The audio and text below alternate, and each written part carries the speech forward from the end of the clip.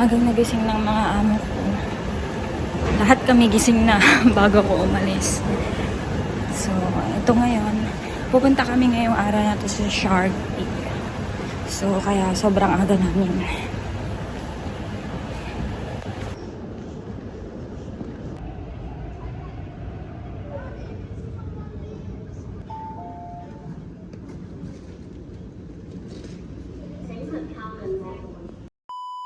Dito na ako sa place kung saan kami magkikita-kita. Naka-t-shirt lang ako.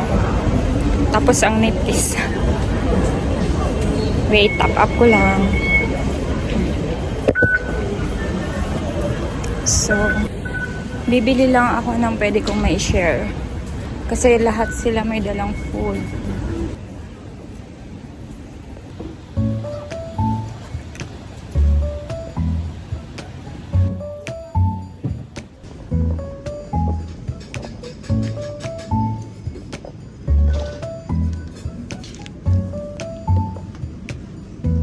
Hirap mag-vlog ha.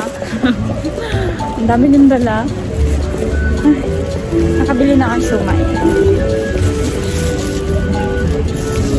Siumay at saka bread. Hintayin ko lang dito si mami. Hanggang sa makarating siya. Tapos alis na kami.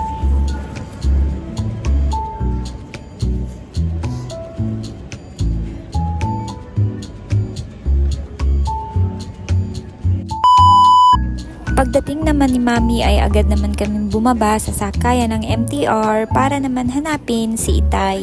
Binigay sa amin ni Itay kung anong number ng pintuan na papasukan namin para salubungin na lang namin siya. Pero pagpasok nga namin, nagtataka kami bakit wala pa siya. Ayun pala ay namali lang ng number ng pintuan na naibigay sa amin. Pero nagkita-kita rin kami.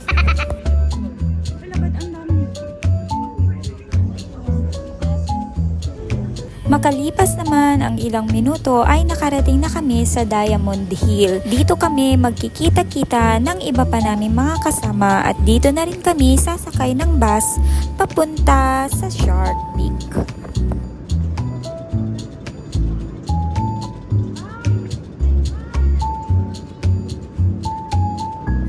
Pagkadating nga ng iba naming mga kasama ay nag-asikaso muna kami ng mga gamit namin.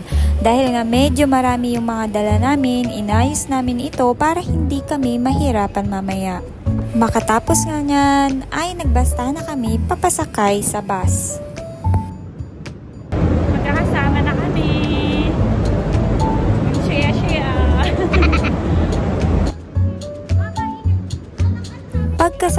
Pagkasakay namin ng bus ay nagsimula na akong mang-asar ng mga kasama ko. Solo kasi ako sa upuan at hindi ako mapakali. Pero makalipas ang ilang minuto, nakaramdam ako ng pagkahilo.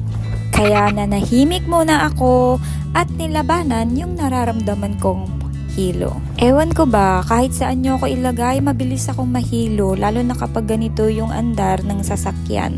Medyo malayo-layo din yung naging biyahe namin at gustong-gusto ko nang bumaba dahil nga parang nakakaramdam na ako ng pagkasuka. Pero makailang minuto nga sinabihan kami nila Inay at Itay na malapit na kaming bumaba.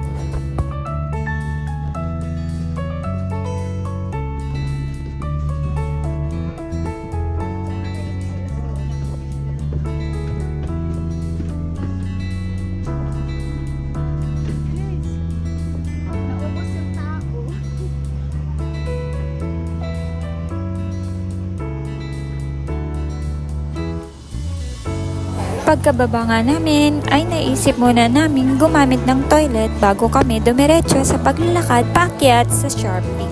Habang nag-aantay sa ibang kasama ay inasikaso muna namin yung iba naming kailangan habang kami ay maglalakad papunta na sa Shark Peak. At syempre, hindi mawawala ang magagandang kwentuhan at tawanan. Hindi mabubuo ang lakwatsa kung walang asaran.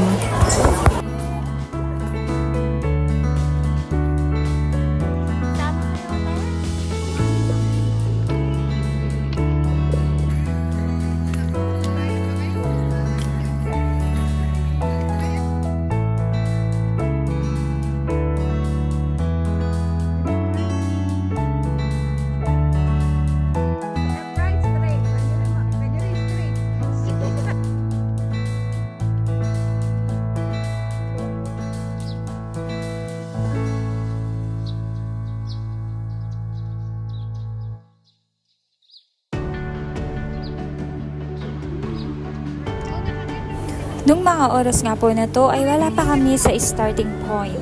Nandito pa lang po kami naglalakad papunta doon mismo kung saan kami magsisimulang umakyat papunta na sa Sharp Peak.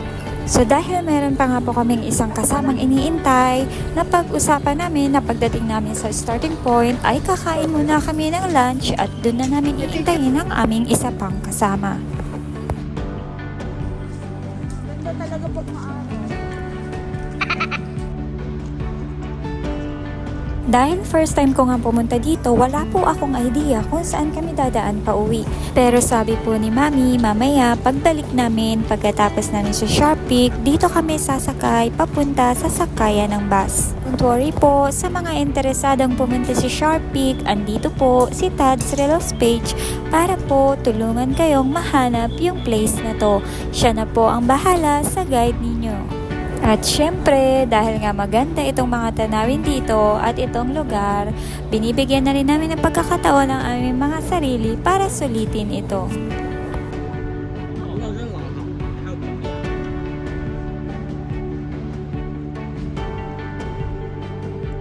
Ang ganda ng place na guys. Nakakalibang ba? O, diba?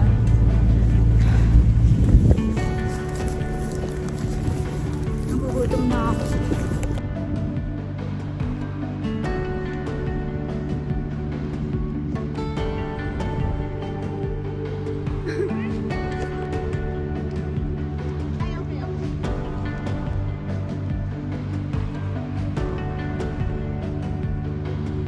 Campsite na agad yun.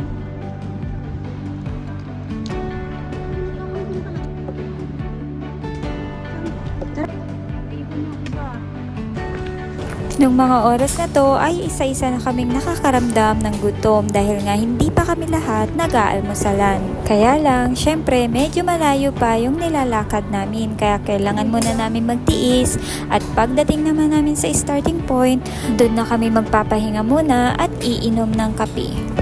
Sabi naman sa amin, mga 15 minutes na lang ay makakarating na kami sa place kung saan muna kami magpapahinga. Maganda at sementado naman yung nilalakaran namin. Yun nga lang, pababa at paakyat ito kaya medyo nakakaramdam kami ng pagkahingal.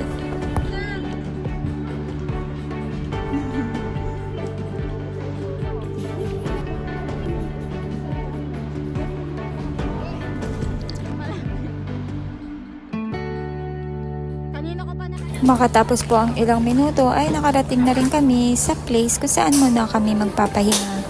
Dito na rin kami kakain ng lunch habang nag-iintay sa iba pa naming mga kasama.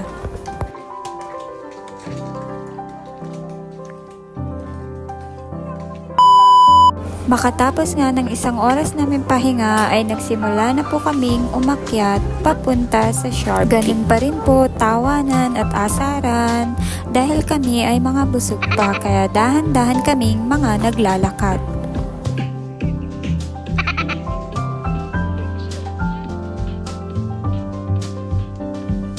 Kain pa more. Masaya po ako ng mga oras na to dahil nga simula lang nung nag-abroad ako, dito ko lang to naranasan sa Hong Kong.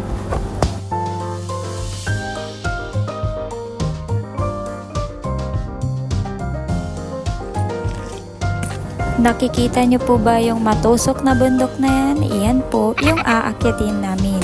Malayo pa pero yakang-yaka namin yan.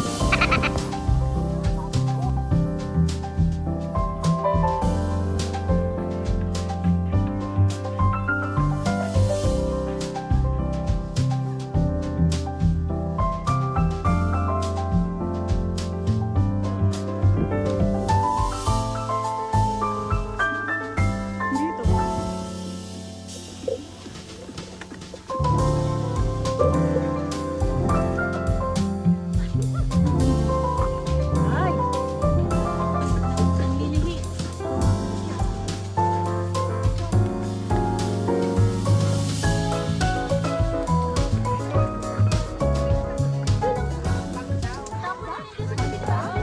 Winter ngayon dito sa Hong Kong, pero dahil nga umaakit kami ng bundok, init na init kami sa mga suot namin at saka sa mga dala-dala namin. Bukod doon, sobrang tarik ng inaakyat namin, kaya hirap na hirap talaga kami.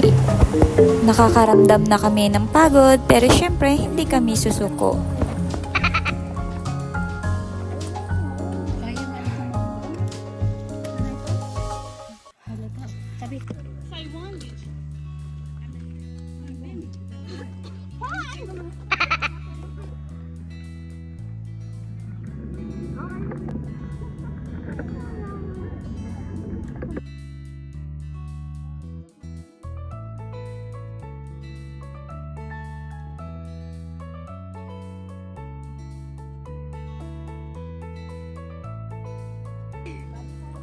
Manifest!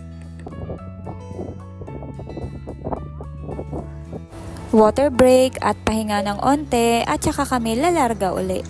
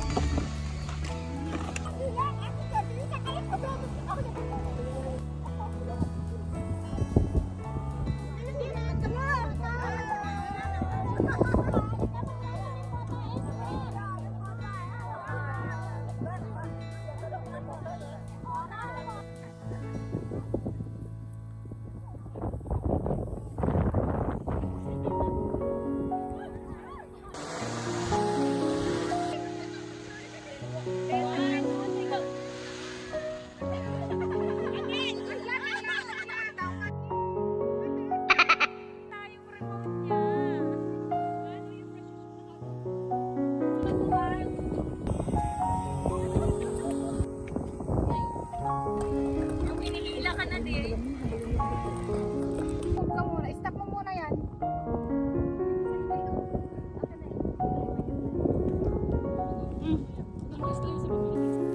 Hi guys, pauwi na kami.